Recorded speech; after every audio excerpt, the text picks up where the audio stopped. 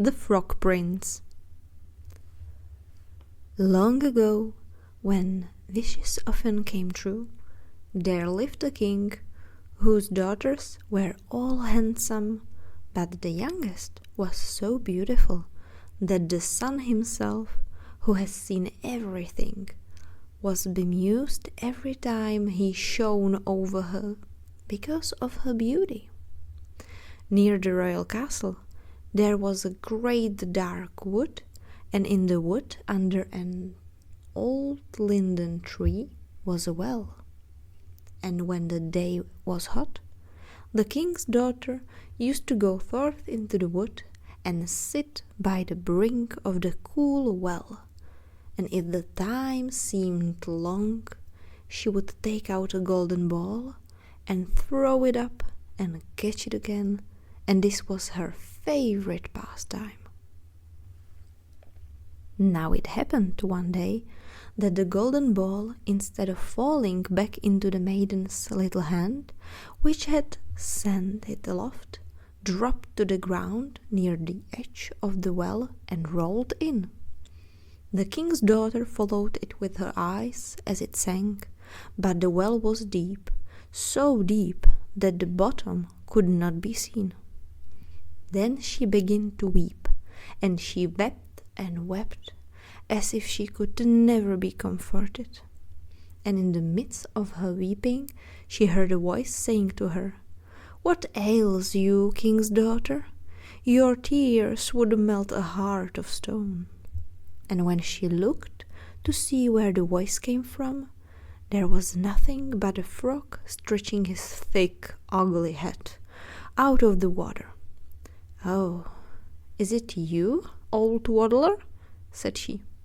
"I weep because my golden ball has fallen into the well." "Never mind, do not weep," answered the frog. "I can help you, but what will you give me if I fetch up your ball again?" "Whatever you like, dear frog," said she. "Any of my clothes, my pearls and jewels, or even the golden crown that I wear." "Your clothes, your pearls and jewels, and your golden crown are not for me," answered the frog. "But if you would love me and have me for your companion and playfellow, and let me sit by you at table and eat from your plate and drink from your cup and sleep in your little bed, if you would promise all this, then would I dive below the water and fetch you your golden ball again." "Oh yes," she answered, "I will promise it all, whatever you want, if you will only get me my ball again."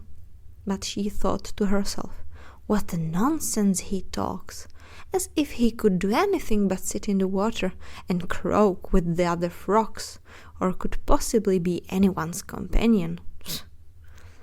But the frog, as soon as he heard her promise, drew his head under the water and sank down out of sight. But after a while he came to the surface again with the ball in his mouth, and he threw it on the grass.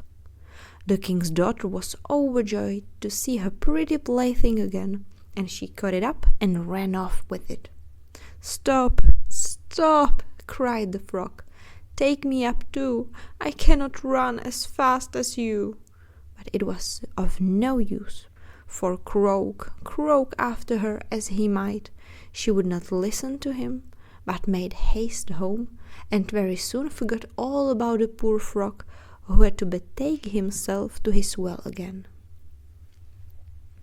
The next day, when the king's daughter was sitting at the table with the king and all the court, and eating from her golden plate, there came something pitter-patter up the marble stairs, and then there came a knocking at the door, and a voice crying, "Youngest king's daughter, let me in." And she got up and ran to see who it could be, but when she opened the door, there was the frog sitting outside. Then she shut the door hastily and went back to her seat, feeling very uneasy. The king noticed how quickly her heart was beating and said, "My child, what are you afraid of? Is there a giant standing at the door, ready to carry you away?" "Oh no," answered she, "no giant, but a horrid frog." "And what does the frog want?" asked the king. "Oh, dear father," answered she, "when I was sitting by the well yesterday and playing with my golden ball, it fell into the water, and while I was crying for the loss of it, the frog came and got it again for me on condition I would let him be my companion. But I never thought that he could leave the water and come after me. But now there he is outside the door, and he wants to come in to me." And then they all heard him knocking the second time and crying, "Youngest king's daughter, open to me. By the well water, what promised you me? Youngest king's daughter, now open to me." "That which thou hast promised must thou perform," said the king. "So go now and let him in." So she went and opened the door, and the frog hopped in, following at her heels till she reached her chair. Then he stopped and cried, "Lift me up to sit by you." But she delayed doing so until the king ordered her. When once the frog was on the chair, he wanted to get on the table, and there he sat and said, "Now push your golden plate a little nearer, so that we may eat together." And so she did, but everybody might see how unwilling she was, and the frog feasted heartily, but every morsel seemed to stick in her throat.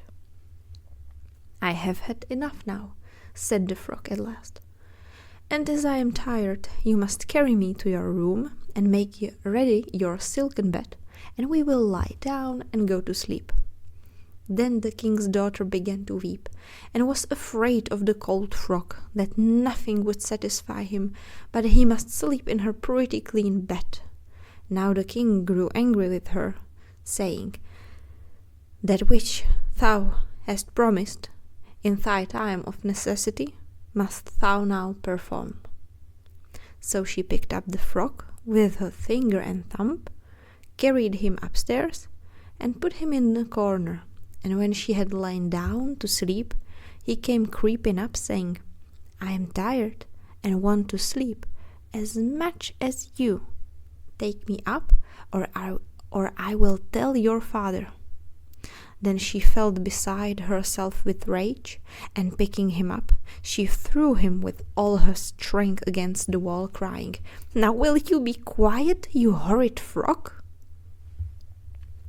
But as he fell, he ceased to be a frog, and became all at once a prince, with beautiful kind eyes. And it came to pass that, with her father's consent, they became bride and bridegroom. And he told her how a wicked witch had bound him by her spells, and how no one but she alone could have released him, and that they two would go together to his father's kingdom. And there came to the door a carriage drawn by 8 white horses, with white plumes on their heads and with golden harness, and behind the carriage was a standing faithful Henry, the servant of the young prince. Now faithful Henry had suffered such care and pain when his master was turned into a frog, that he had been obliged to wear 3 iron bands over his heart to keep it from breaking with trouble and anxiety. When the carriage started to take the prince to his kingdom, and faithful Henry had helped them both in, he got up behind and was full of joy at his master's deliverance. And when they had gone a part of the way, the prince heard a sound at the back of the carriage as if something had broken, and he turned round and cried, "Henry, the wheel must be breaking." But Henry answered, "The wheel does not break. 'Tis the band round my heart, that, to lessen its ache, when I grieved from your sake, I bound round my heart." Again, and yet once again, there was the same sound, and the prince thought it must be the wheel breaking, but it was the breaking of the other bands from faithful Henry's heart, because he was so relieved and happy.